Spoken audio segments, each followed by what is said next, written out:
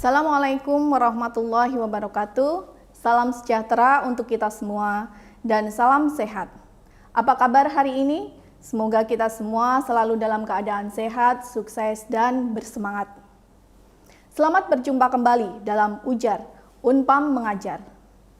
Salam kenal, saya Iva Nurmasari dari Program Studi Manajemen S1, Fakultas Ekonomi dan Bisnis Universitas Pamulang akan menemani Anda sekalian dalam mempelajari mata kuliah pengantar ilmu ekonomi dengan materi hukum permintaan. Tonton terus di Sasmita Jaya TV, berbagi untuk negeri.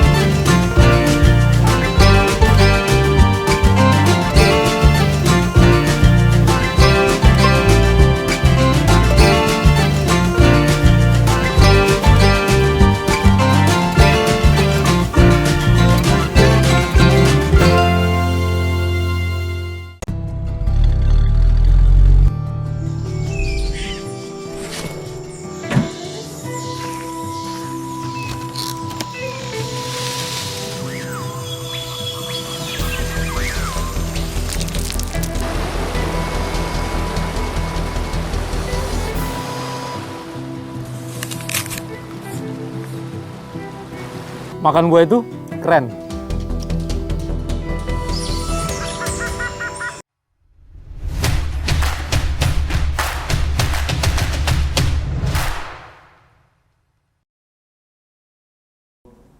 Pada pertemuan kali ini, saya akan menemani Anda sekalian untuk membahas mengenai hal-hal yang berhubungan dengan permintaan. Adapun materi yang akan kita bahas pada pertemuan kali ini adalah yang pertama, tentang pengertian permintaan. Kedua, faktor-faktor apa saja yang dapat mempengaruhi permintaan. Ketiga, bagaimana fungsi dan gambar dari kurva permintaan. Keempat, pergeseran yang terjadi pada kurva permintaan. Dan yang terakhir adalah kasus pengecualian yang terjadi pada hukum permintaan. Sahabat Ujar, gambar di samping adalah salah satu contoh gambar dari pasar tradisional. Hukum permintaan yang akan kita bahas memang tidak lepas dari kehidupan yang kita alami sehari-hari. Salah satu contohnya dapat kita temui di pasar tradisional tersebut. Menurut hukum permintaan, pada saat harga barang naik, maka jumlah barang yang diminta akan turun dan juga sebaliknya. Ketika harga barang turun, maka jumlah barang yang diminta akan meningkat. Hal ini biasa kita alami sehari-hari. Misalnya, ketika harga cabai di pasaran naik, karena harganya yang mahal, maka kita akan berusaha mengurangi konsumsi cabai tersebut, sehingga permintaan terhadap cabai tersebut akan berkurang. Begitu juga sebaliknya, ketika harga cabai turun, permintaan terhadap cabai tersebut akan meningkat. Kembali lagi bersama saya, Iva Nurmasari. Kita akan mulai pembahasan kali ini. Bagaimana? Sudah siap semuanya? Mari kita mulai. Kata permintaan sering sekali kita dengar. Apa arti dari kata permintaan tersebut? Dalam bidang ekonomi, kata permintaan dapat diartikan sebagai keinginan konsumen untuk membeli suatu barang atau jasa pada berbagai tingkat harga selama periode waktu tertentu. Kata permintaan ini juga biasa disebut dengan demand. Pernahkah sahabat Ujar mendengar hukum permintaan? Hukum permintaan berbunyi, ketika harga barang naik, maka jumlah barang yang diminta akan berkurang atau turun. Demikian juga sebaliknya, ketika harga turun, maka jumlah barang yang diminta akan bertambah atau naik. Hukum permintaan ini menunjukkan hubungan yang negatif antara harga barang yang ditawarkan dengan jumlah barang yang diminta. Hukum permintaan ini hanya berlaku pada kondisi ceteris paribus. Apa itu ceteris paribus? Ceteris paribus adalah suatu kondisi di mana faktor-faktor yang mempengaruhi hukum permintaan ini dianggap tetap. Jadi, apabila faktor-faktor yang mempengaruhi permintaan ini mengalami perubahan, maka bisa jadi hukum permintaan tidak berlaku. Sahabat ujar, permintaan atau demand nilainya tidak selalu tetap atau berubah-ubah. Ada beberapa faktor yang menyebabkan nilai permintaan ini berubah. Baiklah, berikut ini akan kita bahas tentang faktor-faktor yang menyebabkan permintaan dapat berubah. Yang pertama adalah harga barang itu sendiri. Sesuai dengan hukum permintaan, ketika harga barang tersebut naik, maka jumlah barang yang diminta akan turun. Demikian juga sebaliknya. Ketika harga barang turun, maka jumlah barang yang diminta akan naik. Sebagai contoh, ketika harga bawang merah di pasar 1 kilonya adalah 15.000, maka permintaan masyarakat akan bawang merah tersebut akan meningkat. Namun, ketika harga bawang merah menjadi 50.000 per kilonya, maka permintaan masyarakat pun akan turun karena harganya yang mahal. Faktor kedua adalah harga barang lain yang terkait, yaitu barang substitusi dan barang komplementernya. Barang substitusi adalah barang yang dapat menggantikan barang pokok. Misalnya, konsumsi beras dapat digantikan dengan singkong atau ubi.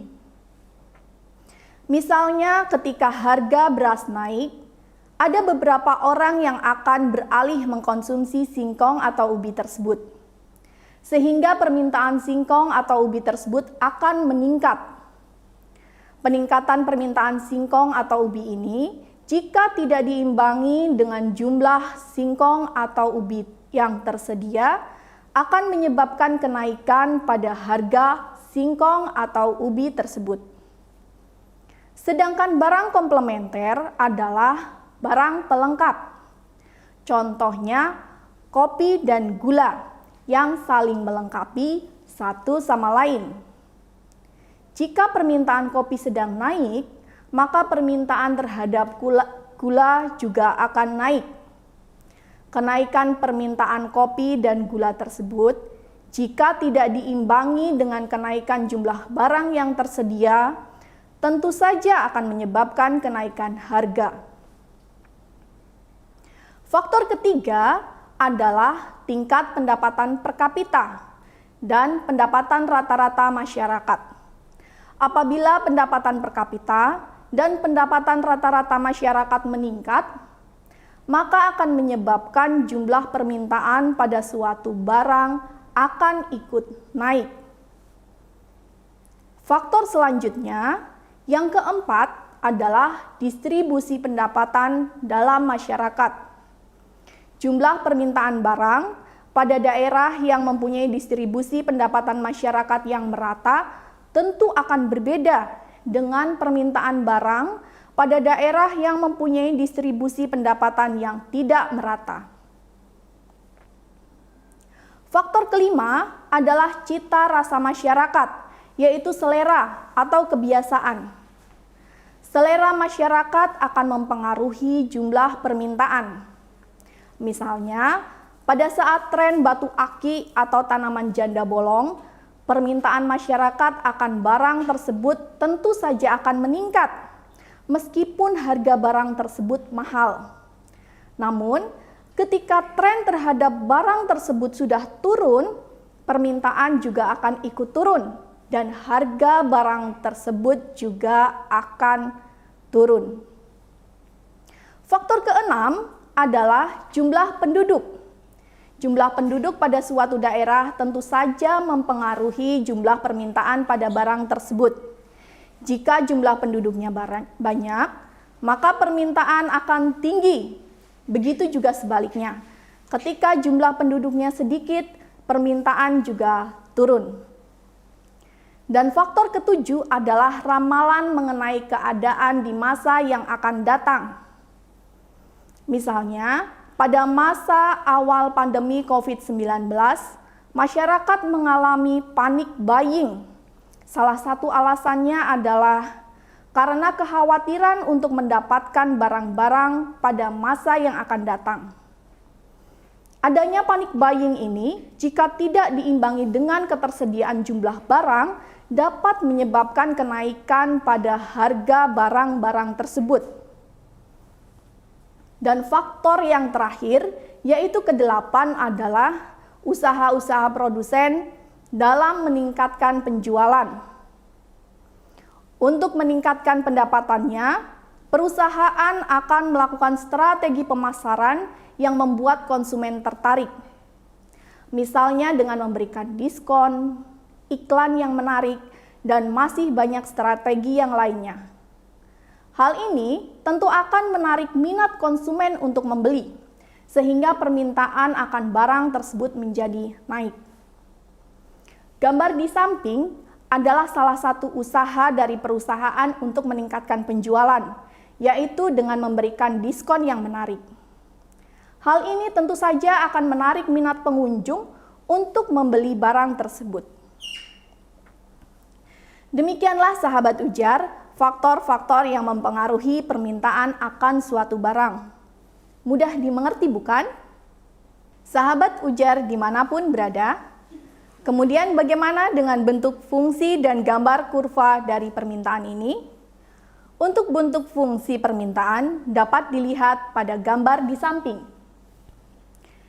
QD sama dengan A minus BP, di mana QD atau quantity demand adalah jumlah barang yang diminta. P atau price adalah harga dari barang tersebut. A adalah angka konstanta dan B adalah gradien atau kemiringan dari kurva. Hukum permintaan yang sudah kita bahas tadi membentuk kurva dengan kemiringan negatif. Gambar kurva dapat Anda lihat pada gambar di samping ini. Kemiringan negatif pada kurva diperlihatkan oleh garis menurun dari kiri atas ke kanan bawah. Sumbu Y di sini menunjukkan harga barang, sedangkan sumbu X menunjukkan jumlah barang yang diminta. Sahabat ujar, kurva permintaan ini dapat mengalami pergeseran, baik itu pergeseran pada sepanjang garis kurva permintaan maupun pergeseran kurva permintaan itu sendiri, baik ke arah kanan atas maupun ke kiri bawah. Sekarang kita akan membahas hal-hal yang dapat menyebabkan pergeseran pada kurva permintaan. Yang pertama adalah pergeseran yang terjadi di sepanjang kurva permintaan. Gambar pergerakan di sepanjang kurva permintaan tersebut dapat dilihat di samping. Pergeseran ini terjadi karena perubahan jumlah barang yang diminta, yang disebabkan oleh adanya perubahan harga barang. Hal ini tentu saja sesuai dengan hukum permintaan. Masih ingat bukan sahabat ujar, bagaimana bunyi hukum permintaan tersebut? Ya, benar sekali. Hukum permintaan berbunyi, ketika harga barang naik, maka jumlah barang yang diminta akan turun. Begitu juga sebaliknya, ketika harga barang turun, maka jumlah barang yang diminta akan naik. Pergeseran yang kedua adalah pergeseran garis permintaan ke arah kanan atas atau ke kiri bawah. Untuk kurva yang menunjukkan pergeseran garis permintaan ke arah kanan atas atau ke kiri bawah ini dapat dilihat pada gambar di samping ini. Perubahan kurva permintaan ini disebabkan oleh perubahan yang terjadi pada ceteris paribus. Contohnya, karena adanya perubahan pendapatan, perubahan selera, perubahan harga substitusi atau komplementer dari barang tersebut, dan lain sebagainya. Sebagai contoh, jika terjadi kenaikan pendapatan, maka garis permintaan akan bergeser ke kanan atas. Demikian juga sebaliknya. Ketika terjadi penurunan pendapatan, maka garis permintaan tersebut akan bergeser ke kiri bawah. Sahabat ujar, ternyata hukum permintaan ini tidak berlaku untuk semua jenis barang. Ada 3 kelompok barang di mana hukum permintaan ini tidak berlaku. Apa saja itu? Mari kita simak. Yang pertama adalah barang yang memiliki unsur spekulasi. Misalnya emas, saham, tanah di perkotaan. Pada saat harga barang-barang tersebut naik, maka akan terjadi peningkatan permintaan pada harga barang tersebut. Hal ini terjadi karena adanya unsur spekulasi, yaitu konsumen mengharapkan akan terjadi kenaikan kembali pada harga barang tersebut. Dengan demikian, konsumen mengharapkan akan memperoleh keuntungan. Jenis barang yang kedua adalah barang prestis, yaitu barang yang akan menambah prestis seseorang yang memiliki barang tersebut. Umumnya, barang yang termasuk dalam jenis barang ini adalah barang yang harganya sangat mahal. Apabila barang tersebut harganya naik, maka permintaan terhadap barang tersebut juga ikut meningkat. Hal ini karena bagi orang yang membelinya akan menaikkan prestis atau gengsi karena telah memiliki barang prestis tersebut. Yang termasuk barang ini dapat dilihat pada gambar di samping, yaitu ada lukisan dari pelukis terkenal, mobil mewah, barang-barang antik, dan lain sebagainya. Jenis barang yang ketiga adalah barang given. Permintaan pada barang given akan naik pada saat harga barang tersebut naik, dan permintaan akan menjadi turun pada saat harga barang tersebut juga turun. Salah satu contoh dari barang given ini dapat dilihat pada gambar di samping, yaitu berupa pakaian bekas. Ketika harga pakaian bekas tersebut rendah, permintaan akan barang tersebut akan turun karena konsumen mengira bahwa harga yang rendah pada pakaian tersebut menunjukkan mutu pakaian bekas tersebut juga rendah. Sebaliknya, ketika harganya agak tinggi, berarti mutu dari pakaian bekas tersebut dianggap juga tinggi, sehingga permintaan menjadi naik. Contoh lain dari barang given ini adalah makanan dengan kualitas rendah. Baik sahabat ujar, demikianlah uraian tentang hukum permintaan yang sudah saya sampaikan. Mudah dimengerti bukan? Untuk lebih mendalami materi yang sudah kita pelajari, silakan kalian coba jawab pertanyaan berikut ini. Pada saat menjelang Lebaran atau Natal dan Tahun Baru, biasanya orang berbondong-bondong membeli keperluan untuk Lebaran, Natal, dan Tahun Baru tersebut. Meskipun ada beberapa barang yang harganya mengalami kenaikan. Mengapa? Meskipun harga barang mengalami kenaikan, namun jumlah barang yang diminta tetap meningkat. Apakah hal tersebut sesuai dengan hukum permintaan? Silahkan kalian diskusikan pertanyaan tersebut.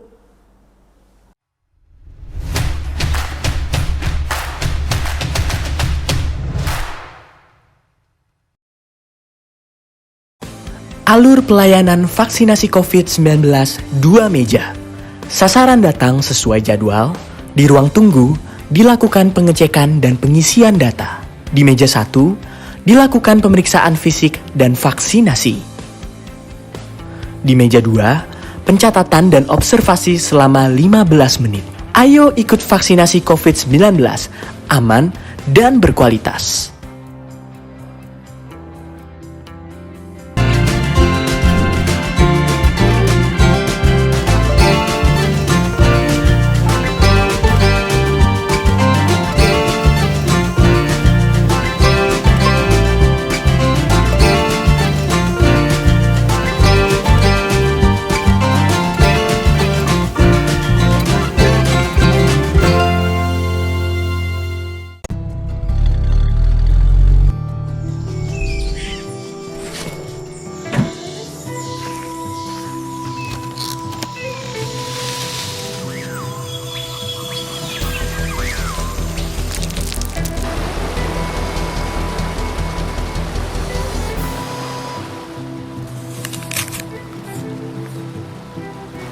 Makan gue itu keren.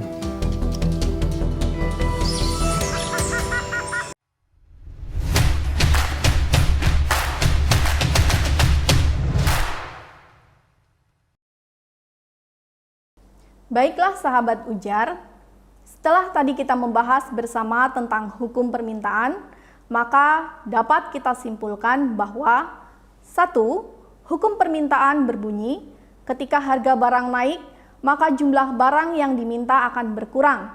Demikian juga sebaliknya, ketika harga barang turun, jumlah barang yang diminta akan bertambah.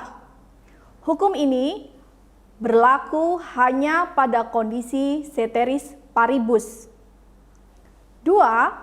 Kurva permintaan mempunyai kemiringan negatif.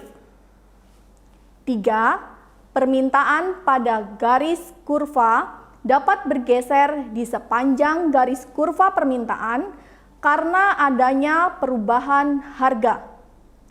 4. Garis permintaan pada kurva dapat bergeser ke kanan atas dan ke kiri bawah karena adanya perubahan faktor-faktor pendapatan, selera, dan lain-lain. Dan yang kelima adalah pada barang yang memiliki unsur spekulasi, barang prestis, dan barang given tidak berlaku hukum permintaan.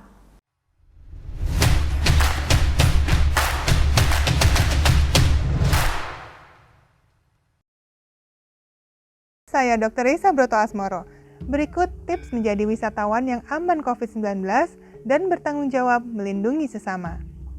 Pertama, selalu siapkan masker cadangan, hand sanitizer, dan tempat menyimpan masker sebelum berpergian. Kedua, ikuti protokol kesehatan yang diterapkan di tempat wisata yang kita kunjungi. Suhu badan harus di bawah 37,3 derajat Celcius. Mencuci tangan memastikan ribuan kuman yang ada di tangan kita mati dan tidak bisa menyebar lebih luas. Memakai masker dan menjaga jarak adalah cara terbaik untuk menekan resiko penularan COVID-19. Ketiga, ingatkan juga wisatawan lain untuk melakukan hal yang sama. Ingatkan mereka agar patuhi protokol kesehatan dengan lengkap.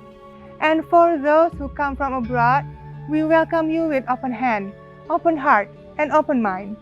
Do please respect each other, care for each other, protect each other, and be a responsible guest. Follow the health protocols applied in Bali. It is meant to protect you, me, and the community. Bali is for you, for me, and for all of us. Salam sehat dari saya, sampai jumpa.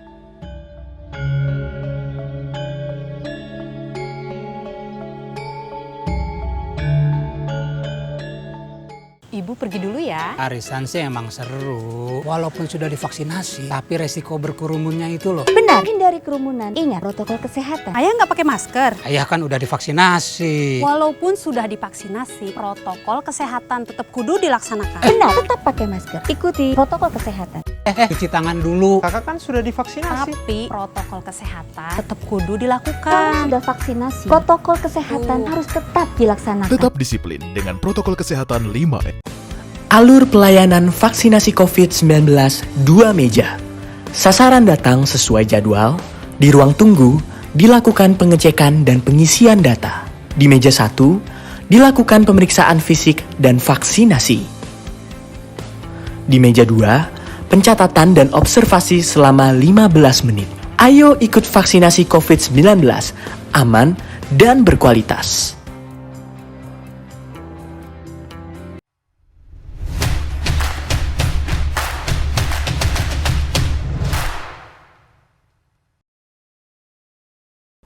Demikianlah beberapa hal yang terkait dengan hukum permintaan yang sudah saya sampaikan. Semoga dapat bermanfaat dan menambah wawasan sahabat ujar dimanapun berada. Oke, tetap semangat dan jangan lupa untuk terus mengeksplorasi lagi materi-materi yang sudah sama-sama kita pelajari tadi. Salam sehat untuk kita semua. Saya, Iva Nurmasari, undur diri. Terima kasih, sampai jumpa lagi di episode selanjutnya. Salam ujar, wassalamualaikum warahmatullahi wabarakatuh.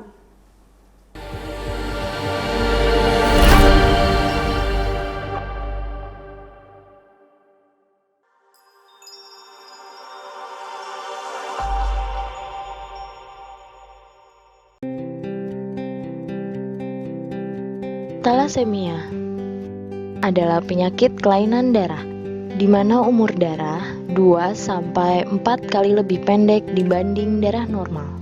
Penyebabnya karena hemoglobin tidak terbentuk dengan sempurna, sehingga sel darah merah menjadi mudah rusak dan penderita mengalami kekurangan darah. Akibatnya, penderita harus mendapat transfusi darah secara rutin selama seumur hidup. Jika satu orang bisa donor darah 4 kantong dalam 1 tahun, setidaknya dibutuhkan 12 orang untuk mencukupi kebutuhan darah penderita talasemia selama 1 tahun.